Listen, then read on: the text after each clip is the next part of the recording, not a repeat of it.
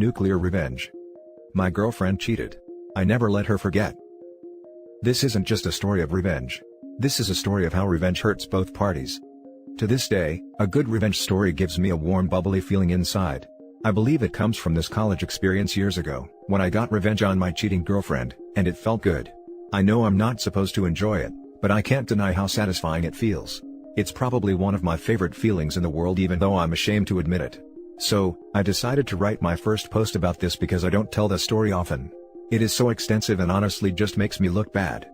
I'm going to try my best to not paint a picture where my ex looks as bad as possible, and me as innocent as possible. I want to write this accurately as I can, even if it makes me look bad. Bit of context and backstory. At the time of this story, I played Division I NCAA basketball at a school, so I traveled a lot, weekly in different cities and states, and my entire life revolved around this. During the events of this story, I was in the early stages of a horrible substance and alcohol habit. Years after this story, I ended up getting sober and joined a program whose name you can find at the front of almost any phone book. I am sure many people reading this are also sober and will understand how we addicts/alcoholics can be. This story is an effort to explain a character defect that manifested from the events in this story that lead me down a very dark path. However, I don't mean this story to come off in a self-pity kind of way. Lastly, I was always a good kid. I was never troubled. My upbringing was very difficult, but I was able to keep an overall kindness in my spirit to other people, and almost always did the right thing or took the high road. When it came to dating, I knew people cheated in relationships, but at the time of this story, I always chalked it up to other people not doing things the way I did. I never really thought it would happen to me. I always thought that because I was a 5-star boyfriend, and my amazing choice in women, infidelity would never be a part of my dating journey. I was naive. I really thought highly of myself and also had a real arrogance like any guy in his early 20s, I guess. The build-up. I was in my junior year in university and I had been single for about a year, after me and my high school girlfriend finally broke up after 3 years. I checked that relationship off as my learning experience, and I now knew what to look for in my next girlfriend. The next woman I chose to have a relationship with I would most likely marry and start my future with. I know, I was young and dumb, and thought I knew everything, lol. I had my eye on this girl at my school. We will call her Lisa. I saw Lisa around the collegiate athletic facility, the university team's training grounds, and locker rooms. Lisa ran for the track team and was damn good. The various athletic teams often had parties, and I knew that the first one I saw her at, I would introduce myself and try to chat her up a bit, and see where it led. Soon enough, I see Lisa at one of these parties and we pass each other on the stairs. We make eye contact and she smiled at me. I sparked a conversation with her, and after going back and forth a bit, we exchange numbers. We begin the classic American style of flirting where we constantly just hint things back and forth indirectly.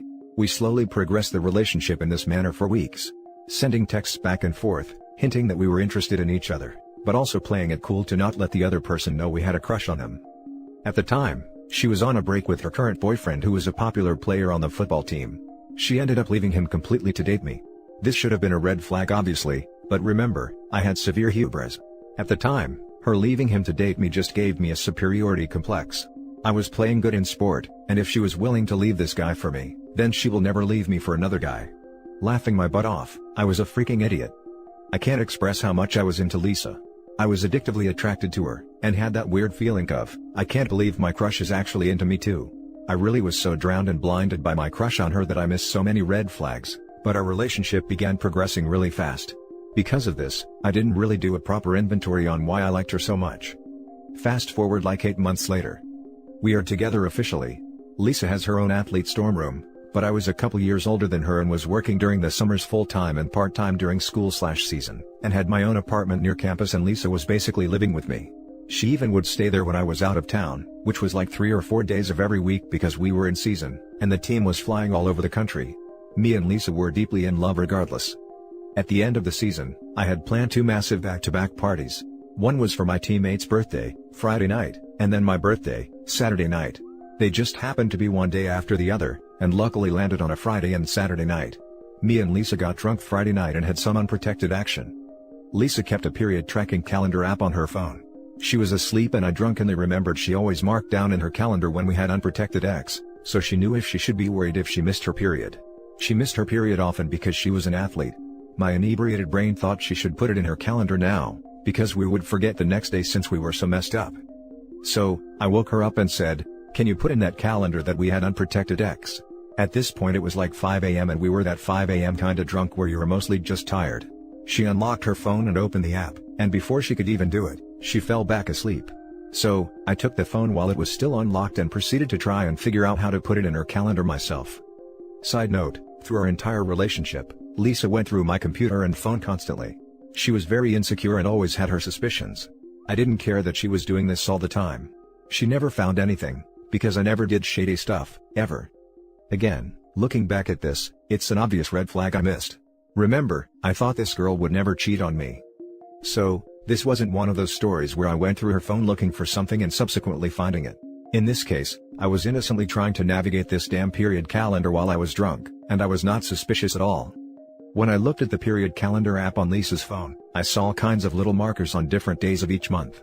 Each marker was a different color, so I opened one to see what the color coding meant. I saw that red was obviously symboling her period, and then there was also black markers that showed when she had unprotected X. This is when my heart sank into my stomach. This freaking calendar was peppered with black markers. It looked like a checkerboard with only a handful of red pieces left, and all the freaking black ones. There were black markers on dates that I was in a different city playing basketball. I proceeded to open all of black markers going back for our entire relationship. We did not have unprotected action very often. Maybe once or twice a month. She had written the names of the guys she had unprotected X within the notes section of the black markers. There was a total of 4 guys throughout the entirety of our relationship that she allowed to penetrate her raw. Some months, there was almost dozens of those freaking black markers. Sometimes there was 2 in one day. Looking back on this, I wonder if there were more unlisted men that I didn't see because she clearly only kept track of the guys and times she had unprotected X. In almost every story I hear of infidelity, it involves the discovery of text messages, being informed by a friend, or the classic coming home early and catching your partner red-handed. I, on the other hand, discovered a freaking well-documented ledger of almost every time she cheated and had unprotected X.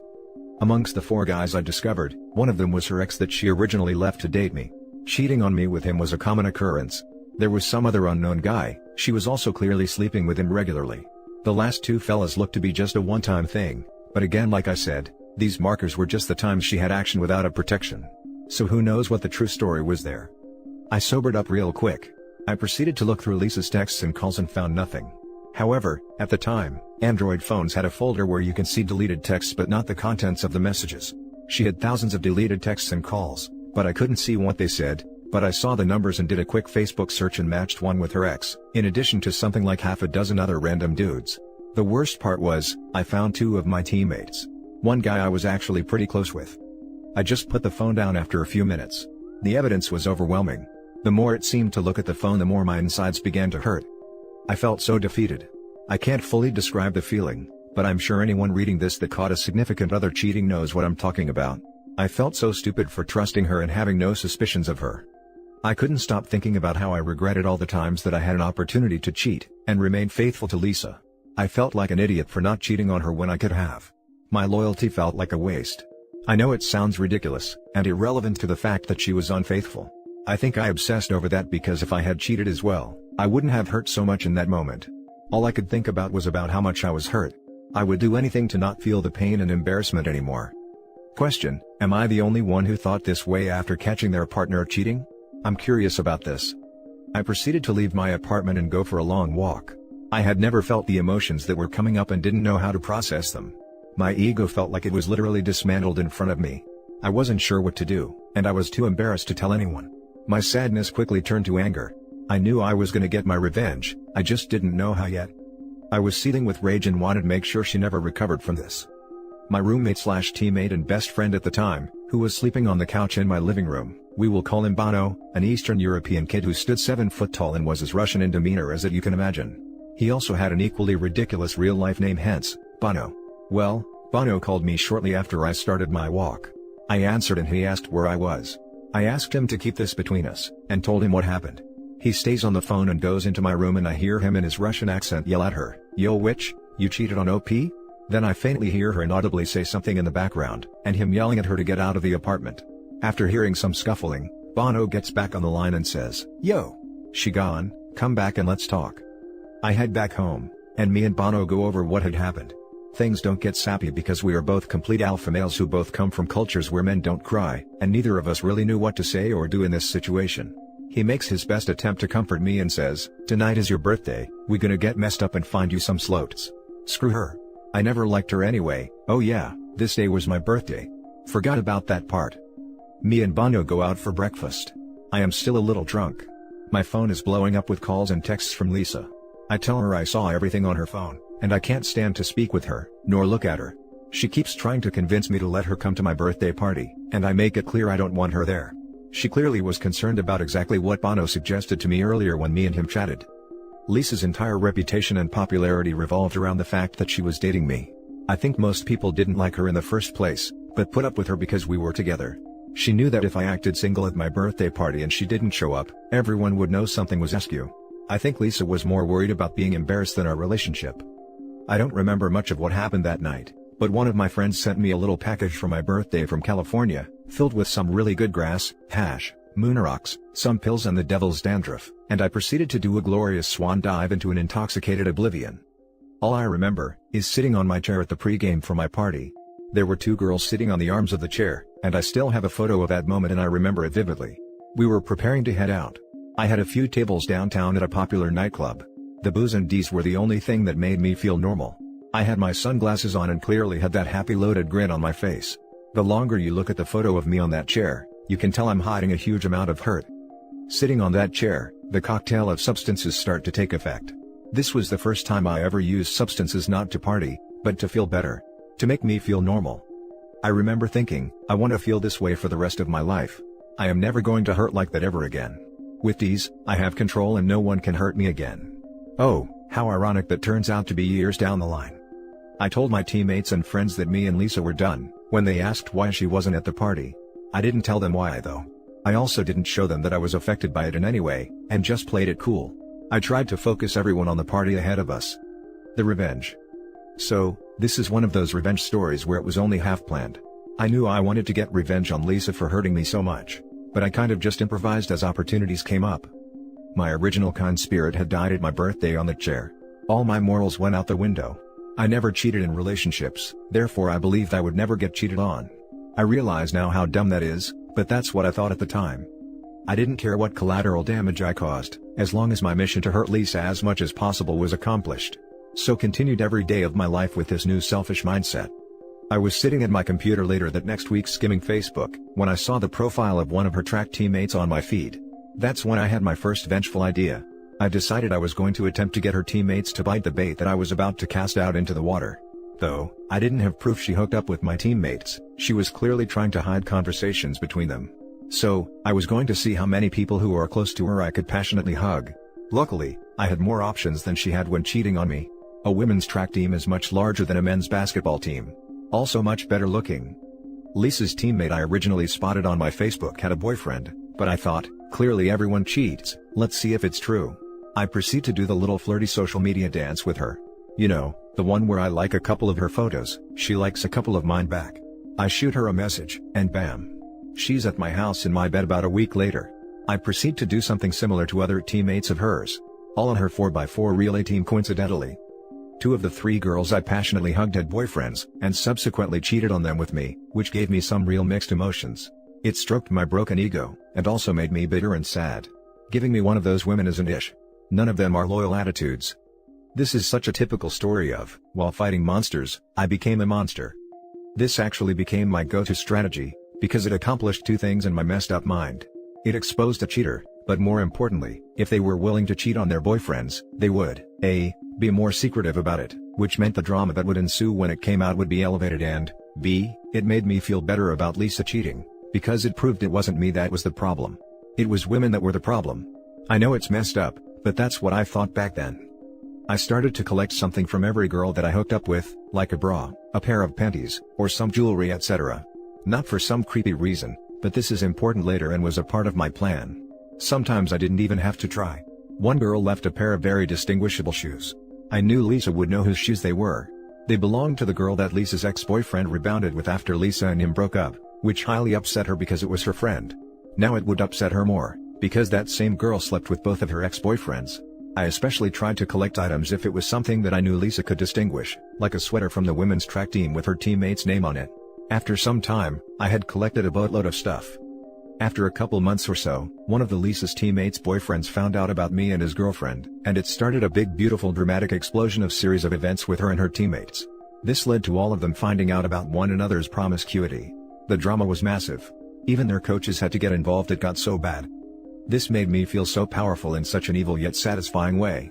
I fell in love with the destruction I was causing. The most awesome part about all of it was, that same week, the athletics PR team had put massive posters of me all over campus promoting the next game. They were everywhere. Some of the posters took up the entire side of buildings. So Lisa and her friends had to see me all over campus every day while this drama was erupting all around them. I felt like a triumphant dictator. It was glorious and pathetic at the same time. Their coach even proceeded to have a serious meeting with the compliance department and my team's coaches. My coaches literally laughed at her, saying, "This seems like an internal issue, but OP hasn't done anything illegal or broken any school policy, so there is nothing we can do." This infuriated the women's track coach. Their team had fallen apart. Their national ranking began to plummet. Then Lisa's coach even got in trouble for being caught tearing down some of the smaller posters of me on campus, in raging temper tantrum. I loved all of it. I continued to add fuel to the fire, posting photos of me with girls, smiling, being happy, every chance I could on Facebook and Instagram. But under it all, I was bitter. I was so deep into my new mindset, I had already forgotten the kind-hearted naive kid I used to be. I hated my old self, because I let some girl emasculate me. I was so full of self-pity looking back at it, it's depressing.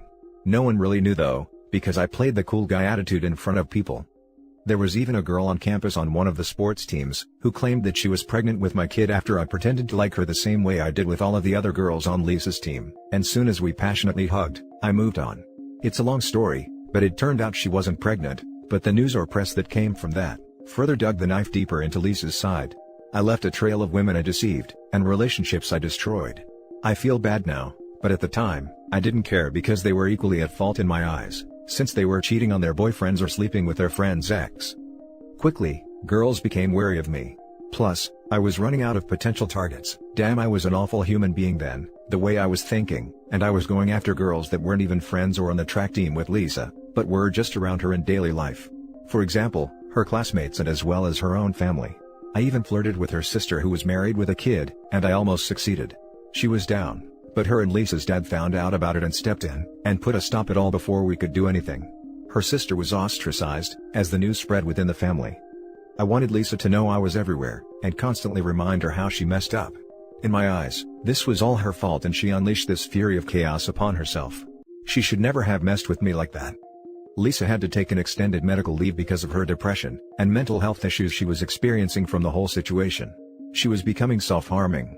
She even had to go on medication and lost tons of weight. She began to look extremely unhealthy. The whole mess was torturing her, and the more she heard, the better I felt. At this point, I had already inflicted more damage than she did to me, but I had become addicted to the feeling of power. I spent zero time processing my own emotions or moving on from what happened. All I wanted was more revenge, and I couldn't stop. After weeks of ignoring Lisa's texts and calls, she finally gets a hold of me by showing up to my apartment unannounced late at night. She was there to pick up some stuff she left from when she lived there to take home. She was actually a local, and her parents lived close by. She was still on her medical leave and no longer staying on campus but rather with her parents. I told her I would bring her stuff to her parents' house that weekend, but I couldn't let her in because I had company. Which I did, but it wasn't one of her teammates or friends, unfortunately. I then take all the items I had collected from all the girls over the weeks. There was probably like 8 or 9 things from different girls including her teammates, and threw their belongings in along with Lisa's stuff into big black trash bags. I took the bags to her house, and then called Lisa's dad. I told him I left her stuff on his porch, and to inform his demon daughter. Me and Lisa's dad actually really got along, and he even took my side after Lisa and I broke up. But after all these events transpired, he obviously had a negative opinion of me. 15 minutes after I get off the phone with Lisa's dad, I get a call from Lisa. I answer because I want to hear her reaction to having all these other girls' stuff mixed in with hers. She was sobbing uncontrollably. It sounded like that half-crying, half-mumbling thing people do when they are hysterical. She wasn't even angry, just desperately begging me to stop my tyranny. I just smiled and baked in the glory of hearing her hurt. I responded, "Why were there other guys in our relationship? You mixed them into our relationship like I mixed other girls' things into your things." It's perfect little ironic metaphor. I thought it sounded cool at the time, and was real proud of myself. Facepalm. I later found out from one of Lisa's friends, who knew she was cheating on me during our relationship, that Lisa was convinced I was the one cheating on her, because I was always out of town. This doesn't make sense since I was out of town because of basketball, a very legit excuse. Not just randomly on my own accord. You could literally see my schedule on the school's website. I kept in contact with her constantly when I was gone, but obviously when I had practice or team meetings, I couldn't be on my phone. But she didn't have the logic in her brain to figure this out, I guess. I assume it's just an excuse she made to protect her insecurities about the whole fiasco, or to keep face with people who knew she was cheating. Months go by. Lisa comes back to school from her medical leave and we bump into each other at the physical therapy center in our athlete facility building. I see this as yet another opportunity. It had been a while since I did something that hurt her, and I was still hungry for more vengeance. I proceed to pretend like I want to rekindle things with her. She is cautious at first, but eventually bites after about a week. We start to mend our relationship. We proceed for about a month, but I wouldn't call this a relationship. I forbid her to have any male friends, nor is she allowed to go out and party with her girlfriends. I also need full access to all her accounts and her location at all times. It was more like a hostage situation. It gave me a sense of control. Meanwhile, I'm not being faithful at all. This was my plan all along. Finally, she finds out about me sleeping with a girl in one of her classes, and we have a nasty breakup. I told her that she literally knows what it felt like to be me when we last dated. Yet again, I felt triumphant. It was just another chance to hurt her, and I did. After this we don't speak for years. I graduate university and move to Central America. She messages me while I'm there about a year after I moved and about 2 years after we last spoke. At this point, my life has become that of a real degenerate. I was doing copious amounts of substances on a daily basis, and about 75% of my life was involved in some sort of illegal or nefarious activities. But I still blame her for me becoming the dark soul that I was, and taking no responsibility for my bitter immoral nature. I hadn't had another relationship since her, and always had trouble because I couldn't trust a woman in any capacity anymore. Even after years had passed, I saw this instance of her messaging me as yet another opportunity to hurt her. We begin to talk as friends and even getting flirty with each other over Facebook Messenger. Mind you, there is literally many countries, states, and an ocean between us at this point. I was planning a trip back to my old university to visit some friends. However, what I told her was different. I explained to her I was moving back to the city for a new job I was just offered. We decide to meet up when I get back and see if there is anything worth saving between us. I had put on my best acting hat, and try to seem like I've put our past behind us. However, I'm just as vengeful now as I was years ago. She's finishing up her last year at university, and I make the trip back to the USA. I meet Lisa at a coffee shop when I arrive. We spend the entire night together. From her point of view, it really looks like we had moved past our differences and what happened. We could actually work things out. However, I'm not moving back obviously like I told her. I am only staying 2 nights and she doesn't know this. After hooking up a few times and spending 2 days together, without mentioning anything to her about me leaving, I pack my things and get back on a plane back to Central America. I blocked her on all my social media and communication outlets. This time, I could only fantasize about what happened to her when I disappeared after she thought I had moved back, and supposedly was ready to give our relationship another try. This time however, it wasn't as satisfying as my previous plots of revenge. My substance habit and lifestyle only got worse every year. 3 years later, I was hospitalized and almost died because of my extended use. I was never sober a full 24 hours after the day that went through that freaking period calendar. Looking back, as much pain as I might have caused her with my vengeful life, my new identity that consumed my old one was so tainted with a dark spirit at heart. I think I honestly did more harm to myself with my actions, and led me to down the road where I had no morals anymore. Though I spent the entirety of this story telling everyone of how I kept getting revenge at my ex for cheating on me, as satisfying as it was, I wish I would have spent an equal amount of energy healing myself from the incident. If anyone reading this is experiencing the pain that comes with cheating, a good revenge story can bring you some satisfaction, but I hope you don't make the same mistake I did. Rather, spend more time healing yourself from the hurt and moving past it. The revenge won't heal you. It will be a separate journey, but could distract you from putting yourself back together. Luckily, I got sober and am sober now 4+ years. I even had another girlfriend of 2 years cheat on me before I got sober, but this time, I didn't take revenge. I spent my time healing. I changed and only focused on myself, and that was way more satisfying than the revenge I got on Lisa for cheating on me.